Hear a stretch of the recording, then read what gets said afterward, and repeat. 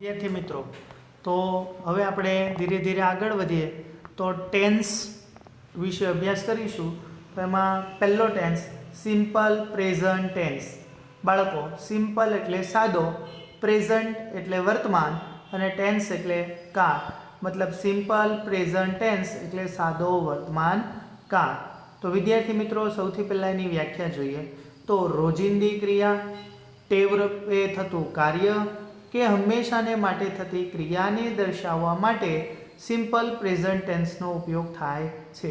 બાળકો, રોજિંદી ક્રિયા એટલે કેવી ક્રિયા? તો કે જે ક્રિયા રોજબરોજ થતી હોય. દાખલા તરીકે I get up early in the morning, દરરોજ હું વહેલો સવારે ઉઠું છું, બરાબર, બ્રશ કરું છું. સંભળાય છે બાળકો?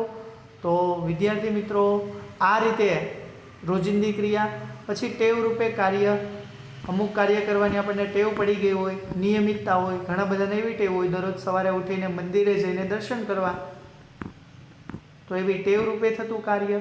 હંમેશાને માટે થતી એવી ક્રિયા કે જેની અંદર આપણું કશું જ ના ચાલે એવી ક્રિયા, જેમ કે the star is in the sky, the earth is round, the sun rises in the East. આવી બધી જે ક્રિયા છે એને હંમેશાને માટે થતી ક્રિયા કહેવાય. ઓકે, હવે આપણે એના એડવર્બ જોઈએ. બાળકો, એડવર્બ એટલે ઓળખ દર્શક શબ્દો. આપણે આ શબ્દોને આધારે પણ કહી શકીએ કે આ સાદો વર્તમાન કાળ છે.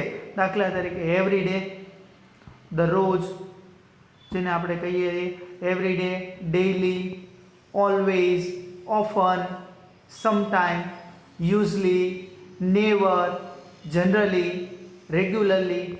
આ બધા શબ્દોને આધારે આપણે કહી શકીએ કે આ સાદો વર્તમાન કાળ છે. તો વિદ્યાર્થી મિત્રો, હવે આપણે એની વાક્ય રચના જોઈએ. તો સાદો વર્તમાન કાળ છે એની પોઝિટિવ એટલે કે હકાર વાક્ય રચના. તો બાળકો, હકાર વાક્ય રચના જોઈએ તો બે રીતની હકાર વાક્ય રચના છે. બે રીતે જવાબ આવે. કઈ બે રીત શું છે એ આપણે જોઈએ. તો પહેલાં કર્તા પ્લસ ક્રિયાપદનું SKES વાળું રૂપ પ્લસ કર્મ પ્લસ અન્ય શબ્દો અને ફૂલ સ્ટોપ.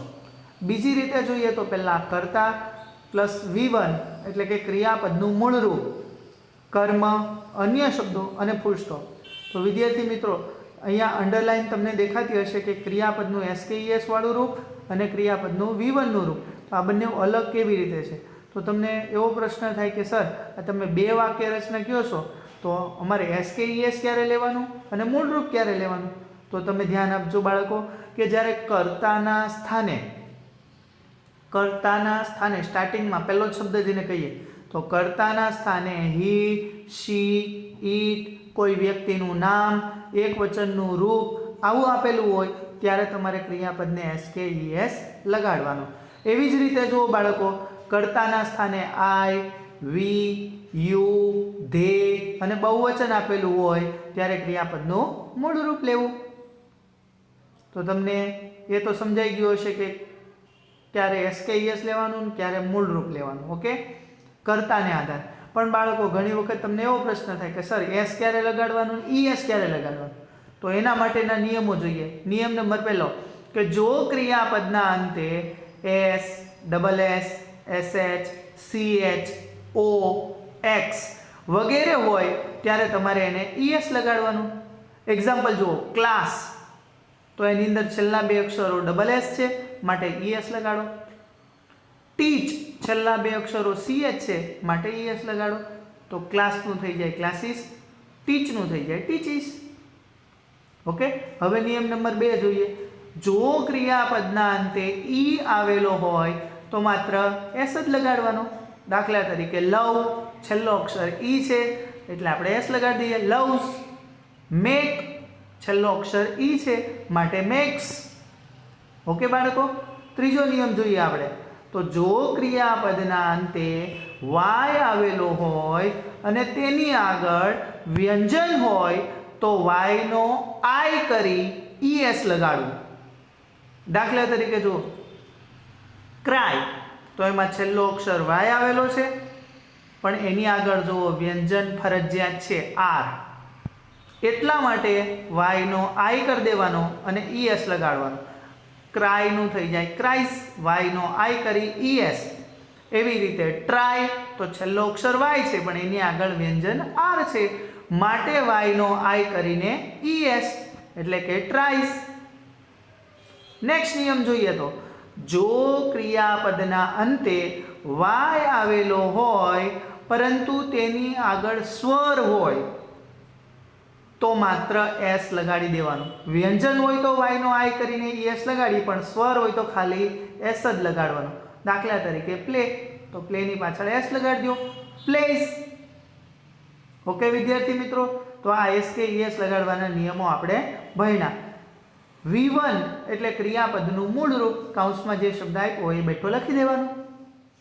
ઓકે બાળકો, ચાલો તો હવે આપણે એની નેગેટિવ મતલબ નકાર વાક્ય રચના વિશે અભ્યાસ કરીએ. બ્લેક પેનથી લખેલું છે એ સ્પેલિંગ સાચો છે, નેગેટિવ. તો બાળકો પ્નેગેટિવ એટલે નકાર વાક્ય રચના. વિદ્યાર્થી મિત્રો ચાલો નકાર વાક્ય રચના જોઈએ તો પહેલાં કરતા, પછી ડુ અથવા તો does, plus not, plus V1 એટલે ક્રિયાપદનું મૂળ રૂપ, પ્લસ કર્મ, પ્લસ અન્ય શબ્દો, પ્લસ ફૂલ સ્ટોપ. તો વિદ્યાર્થી મિત્રો આમાં તમને એવો પ્રશ્ન થાય કે સર ડુ કોની સાથે લગાડવાનું અને ડઝ કોની સાથે લગાડવાનું? તો એ પણ તમારે કર્તાને આધારે જ કાર્ય કરવાનું છે. જ્યારે કર્તાના સ્થાને આઈ, વી, યુ, ધે અને બહુવચનનું રૂપ હોય ત્યારે વિદ્યાર્થી મિત્રો તમારે ડુ લગાડવાનું. પરંતુ કર્તાના સ્થાને હી, શી, ઈટ કે કોઈ વ્યક્તિનું નામ આપેલું હોય કે એક વચનનું રૂપ હોય ત્યારે તમારે તેની સાથે ડઝનો ઉપયોગ કરવો. તો વિદ્યાર્થી મિત્રો ડુ કોની સાથે લાગે, ડઝ કોની સાથે લાગે, તમારે એ કર્તાને આધારે નક્કી કરવાનું રહેશે. અને ક્રિયાપદનું મૂળ રૂપ એટલે કૌંસનો શબ્દ બેઠો. ચાલો વિદ્યાર્થી મિત્રો એવી રીતે આપણે ઇન્ટ્રોગેટિવ જોઈએ, મતલબ પ્રશ્નાર્થ વાક્ય રચના.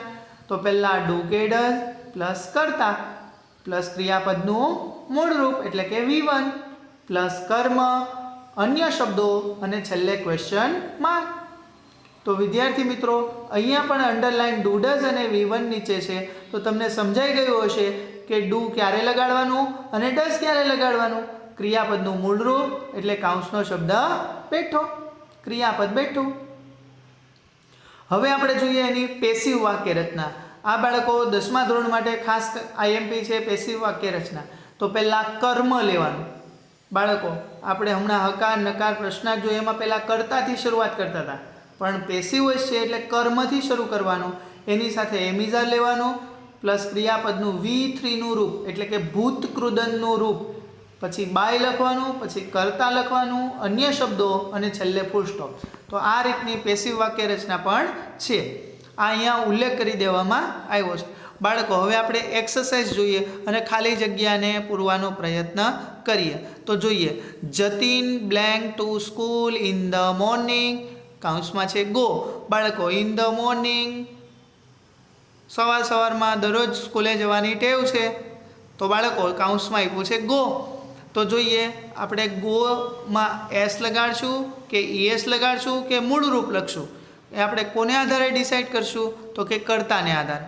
કર્તાના સ્થાને કોણ છે? તો કે જતીન, માટે આપણે એસ કે ઈએસ લેશું. હવે કૌંસમાં જુઓ ગો આપ્યું છે, એનો છેલ્લો અક્ષર ઓ છે એટલા માટે આપણે ઈએસ લગાડશું. આપણે નિયમ જોયો હતો ને S, double S, SH, CH, O ને એક્સ, તો એમાં જુઓ ઓ છે એટલે આપણે ઈએસ લગાડ્યું. તો થઈ ગયો જવાબ આપણો ગોઝ. ચાલો બીજું ઉદાહરણ જુઓ સરલા બ્લેન્ક મી ગુજરાતી ફૂલ સ્ટોપ. તો આ વિધાન વાક્ય રચના એટલે ક્યાં તો જવાબ એસ કે ઈએસ વાળો આવે કાં તો મૂળ રૂપ આવે.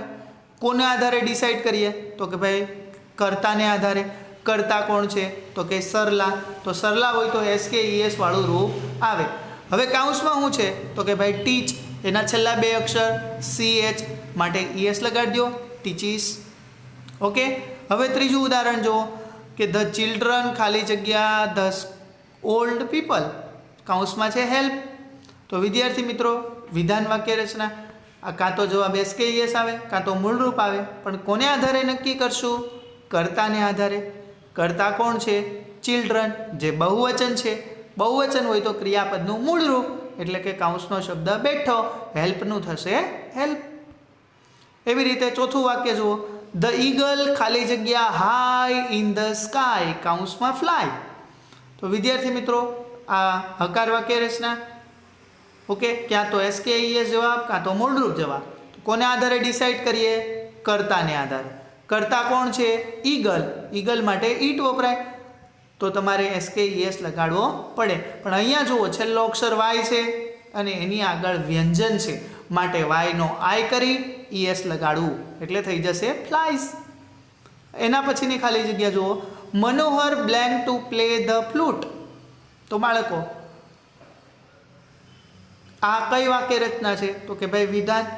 તો કાં તો જવાબ SKES કાં તો મૂળરૂપ. કેવી રીતે ડિસાઈડ કરવાનું? કર્તાને આધારે. કોણ છે કર્તા? મનોહર, જે નામ આપેલું છે, એટલે SKES. તો કાઉન્સમાં શું છે? લાઈક. એમાં છેલ્લો અક્ષર કયો આવ્યો? ઈ. તો આપણે શું લગાડી દેવાનું? S. જવાબ થઈ જશે લાઇક્સ. તો વિદ્યાર્થી મિત્રો, એ જ રીતે આ બાકીની જે ખાલી જગ્યા છે બ્લેન્ક, એ તમે કમ્પ્લીટ કરજો. ઓકે વિદ્યાર્થી મિત્રો.